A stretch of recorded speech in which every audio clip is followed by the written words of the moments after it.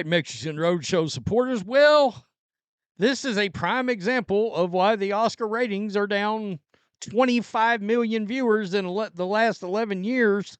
So I guess if it's a period picture, if it's a period piece, with some nostalgia and predates, I don't know. I don't know what year we're talking about.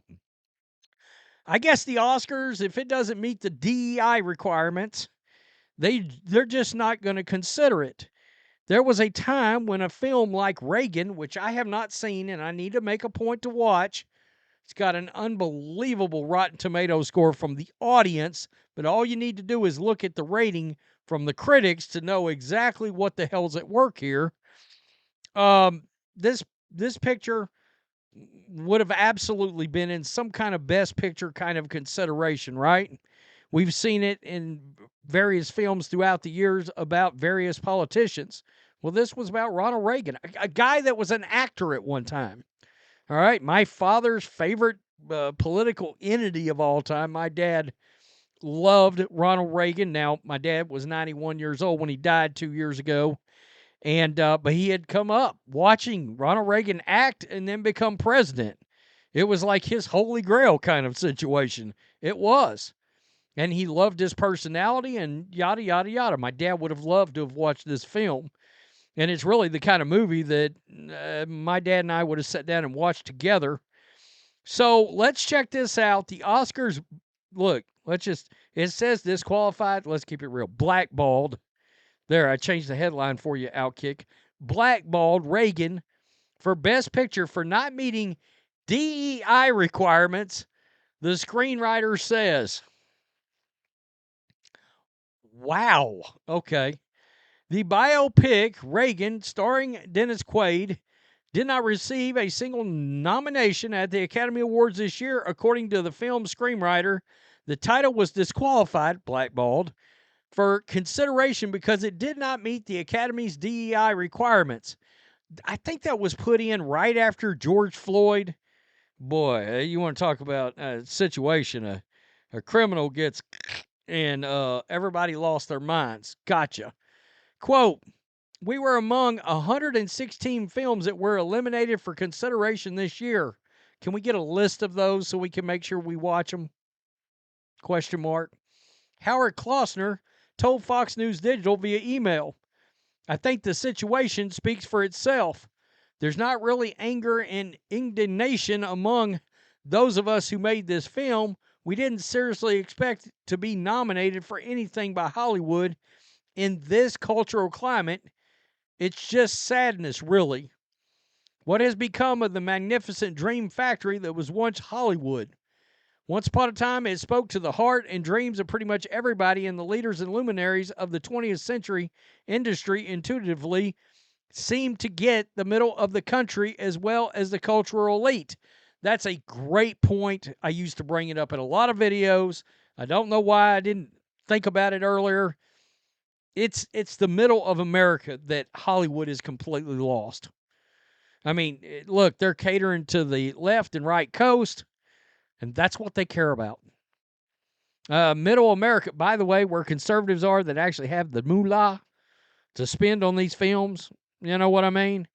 Boy, a lot of IPs have been destroyed. Look, Marvel's sort of headed down the road of being destroyed with woke politics and all that. Remains to be seen whether or not that's going to be a course correction, because I heard something about Kevin Feige and Star Wars the other day that was really interesting about the fact that I guess he presented a plan to fix Star Wars, the IP, and Kathleen Kennedy booted him out. And then, of course, Lucasfilm and Star Wars is the other one. Not caring about the opinions and catering to middle America is exactly why IPs have been trashed and burned to the ground. I mean, seriously. And it was middle America that propped up those IPs and made all that money all these years. For background, the Academy of Motion Picture Arts and Sciences updated guidelines in 2024 to require any film consideration for Best Picture to meet 2 out of 4 DEI-focused concepts. The concepts include featuring a main character from an underrepresented group, having at least 30% of all the actors in minor roles come from at least two underrepresented groups, and a main storyline centered around an underrepresented group. So, in other words, and guys, I want you to have this in perspective. Schindler's List, I believe, won Best Picture, if I remember correctly. It would not have been in consideration. I'm just putting that out there. I believe that's the case. I've heard that several times, that Schindler's List would have never even been in consideration. Moreover, and it's a fantastic film. It's a hard-ass watch because of the subject matter, but it's a great film, no doubt about it. Moreover, a film must utilize at least two creative leadership positions, such as casting director, cinematographer, costume designer, makeup artist, or others from specific underrepresented groups. The other underrepresented groups include women, racial minorities, and members of the LGBTQIA+ community. I can't keep up with all the damn letters anymore. I have no idea what the hell an IA+ is. I don't know what that is. What's Q? Is that queers? Is there an R for retards in there? Question mark. In other words, the Oscars no longer award the best film, but the best film among those that prioritize diversity over screenwriting and storytelling, meaning the awards are no longer legitimate. Exactly why people are not watching. That's a big reason. Other new guidelines: every film that wins Best Picture moving forward will have an asterisk next to its name. Was Anora really the best picture, or did the Academy just reward the film because it featured a female lead in Mikey Madison, who portrays a stripper who married a son of a Russian oligarch? God, that sounds awful. The Academy's stringent DI requirements have left fans wondering. By these new rules, previous winners would have never been recognized. Listen to this: The Godfather, Braveheart, and Rocky. Holy frick. I almost said the F word. I almost just let it roll on out. Look at this, folks. This is Reagan. 98%. 5,000 verified ratings. 98% verified by the audience. The audience adores this film. Look at the woke critics. 18%. That's a perfect example of being completely disconnected from the American patron film goer.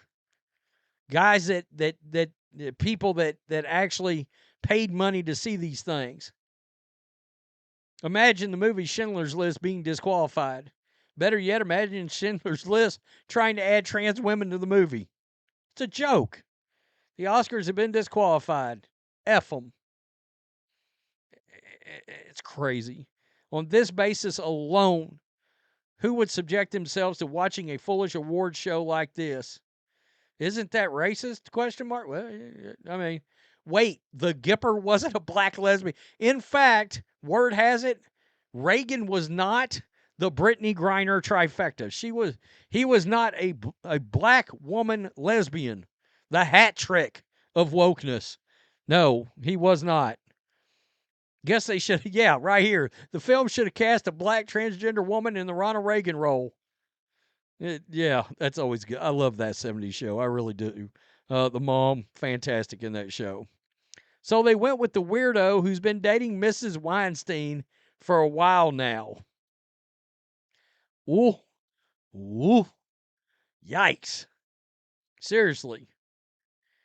This will not change until corporate ESG scores are abolished. Yeah, that's something we don't talk about a lot, is the ESG scores, but that certainly is a huge factor here. Want to know why the ratings for the Oscars plummeted? Why people are so damn done with things like movies and television shows? Here we are. DEI must die.